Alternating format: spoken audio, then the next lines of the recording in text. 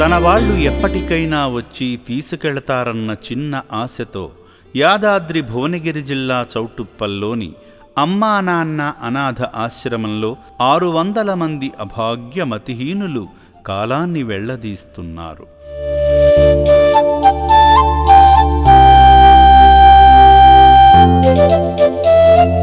వారిలో కొంతమంది ఆరోగ్యం మెరుగుపడి చిరునామా చెప్పడంతో సొంత గూటికి చేరుతున్నారు.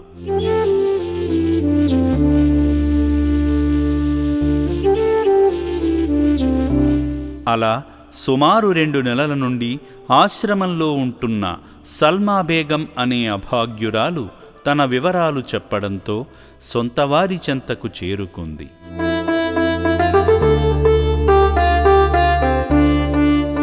పూర్తి వివరాలలోకి వెళితే మానసిక స్థితి సరిగా లేక రోడ్లపై భిక్షాటన చేసుకుంటున్న సల్మా బేగంను గుర్తించిన హైదరాబాద్ చాదర్ఘాట్ పోలీసులు పై అధికారుల సూచనల మేరకు జూలై 28న అమ్మా నాన్న అనాథ ఆశ్రమానికి తీసుకువచ్చారు.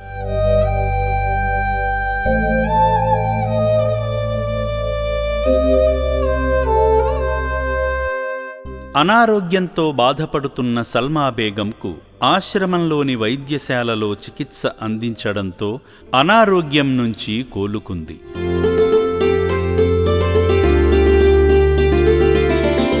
అప్పటి నుండి ప్రశాంతంగా జీవిస్తున్న సల్మా బేగం మా ఇల్లు చార్మినార్లో ఉంటుందని చిరునామా చెప్పగా ఆశ్రమ సిబ్బంది సల్మా బేగంను వెంటపెట్టుకుని సెప్టెంబర్ 24న చార్మినార్ ప్రాంతానికి వెళ్లారు.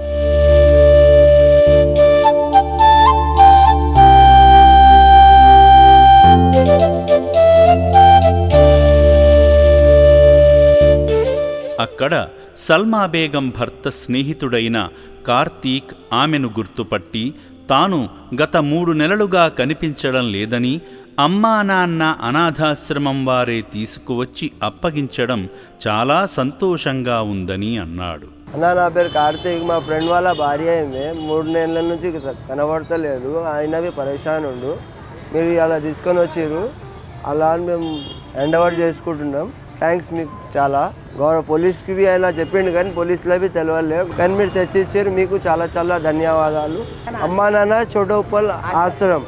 సరైన వైద్యము, ప్రేమతో కూడిన కౌన్సిలింగ్ అందిస్తే చెదిరిన జ్ఞాపకాలను సైతం తిరిగి తీసుకురావచ్చని అమ్మా నాన్న అనాథ ఆశ్రమం నిరూపిస్తుంది.